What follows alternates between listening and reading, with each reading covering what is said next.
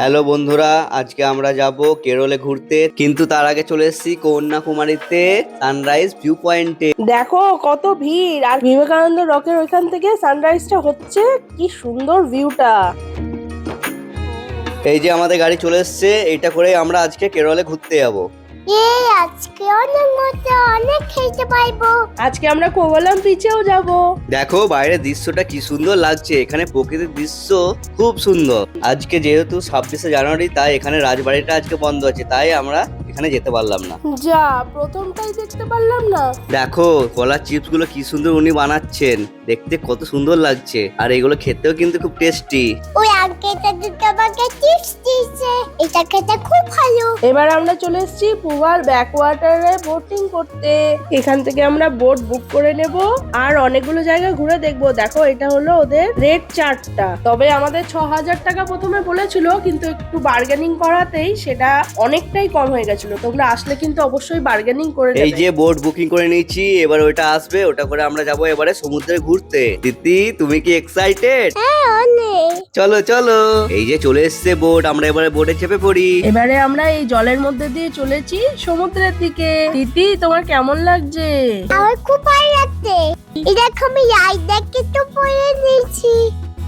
দেখো বোটটা যত এগোচ্ছে প্রাকৃতিক দৃশ্য কিন্তু ততই সুন্দর হচ্ছে আরো। দেখো চারিপাশে জঙ্গল, আর মাঝখান দিয়ে আমরা বোটে করে যাচ্ছি। দেখো কি সুন্দর লাগছে ভিউটা। দেখো চারিপাশে শুধু নারকেল গাছ আর নারকেল গাছ, আর মাঝে মাঝে কতগুলো বোট আমাদের মতনই বেরিয়েছে ঘুরতে। এবারে আমরা নদীর খাড়িগুলোতে প্রবেশ করছি। আমার অনেক দিনের শখ ছিল এই ব্যাকওয়াটার্স গুলোতে এসে বোটিং করার। সত্যি এটা একটা লাইফ টাইম এক্সপিরিয়েন্স, সবারই খুবই ভালো লাগছে। তখন থেকে সেই জলের মধ্যে দিয়ে যাচ্ছি তো যাচ্ছি, চারিপাশে শুধু জঙ্গল। কিন্তু আমি তো বই উঠছি, আমরা কখন পৌঁছাবো? হ্যাঁ বোট তো তুমি হবেই, তোমাকে যদি এখন এখানে জলে নামিয়ে দেওয়া হতো তাহলে তোমার মজা লাগতো। এখানে আবার বোটে করে খাবারও বিক্রি করতে আসছে মাঝে মাঝে।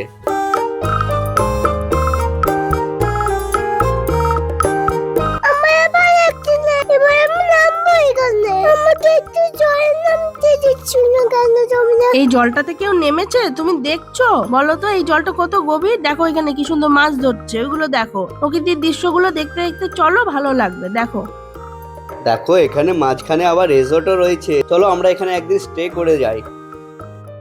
দেখো ওই যে দূরে বীজটা দেখতে পাওয়া যাচ্ছে। আমরা ধীরে ধীরে ওইদিকে এগোচ্ছি। বসে বসে এতটা এসে তিতির খিদে পেয়ে গেছে, তাই তো ওকে এই খাবারটা আমি দিলাম। দেখো এইখানে জলের মধ্যে কি সুন্দর রেস্টুরেন্ট গুলো রয়েছে, এখানে খাবার দাবার পাওয়া যায়। আর ওই দেখো বীজটা, দেখছো কি সুন্দর ব্যাপার একটা। এখানে এসে এত সুন্দর এক্সপিরিয়েন্স এই যেন ভোলার মতো নয়। এই যে আমরা বোট থেকে নেমে পড়েছি, এটা হলো জলের মাঝখানে একটা বিচ, আর এই বিচটা পার করে ওদিকে হলো আরব সাগর। বাবা একটু সমুদ্র, তাহলে আমরা সমুদ্রে নামি। না না দিদি, এখানে সমুদ্রে নামা যায় না, প্রচন্ড ঢেউ। দেখছো না এখানে কেমন দড়ি দিয়ে বাঁধা রয়েছে। মাম্মা ওই দেখো খোলা, ওই যে বাবা আবার উঠো আছে। এই দেখো আরব সাগরের জলটা কি সুন্দর লাগছে। আরব সাগরের তীরে আমরা দাঁড়িয়ে আছি, আমি আর তিতি। চলো কটা ফটো তুলে নি।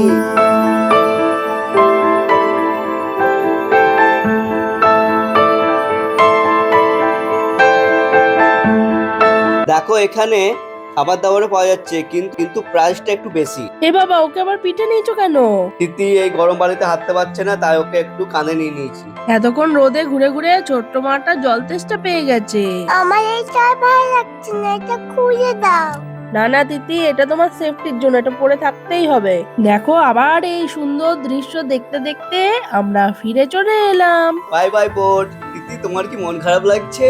হ্যাঁ অনেক মন করা। হ্যাঁ আমারও মন খারাপ করছে, কিন্তু কি আর করবো, চলো নেক্সট ডেস্টিনেশনে যাই।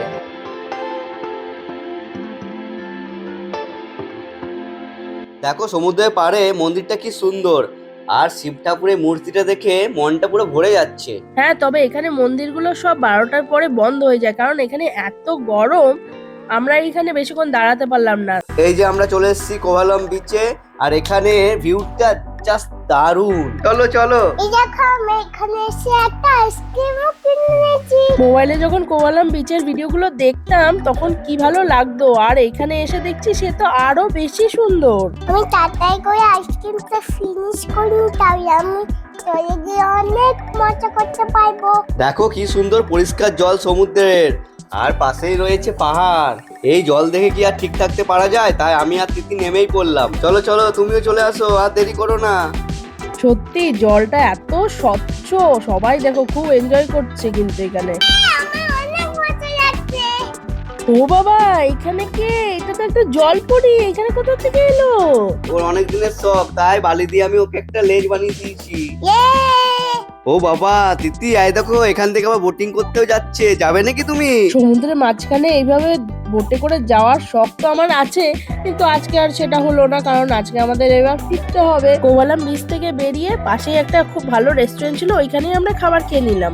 চলো তাড়াতাড়ি করে খাওয়া দাওয়া করে হোটেলে ফিরি, কালকে আবার আমাদেরকে বেরোতে হবে বাড়ির জন্য। এই যে সকাল সকাল বেরিয়ে পড়েছি, আজকে আমাদের ট্রেন আছে কন্যাকুমারী থেকে। তিতি কিন্তু এখনো ওঠেনি, তাই ওকে কোলে নিয়েই বেরিয়ে পড়লাম।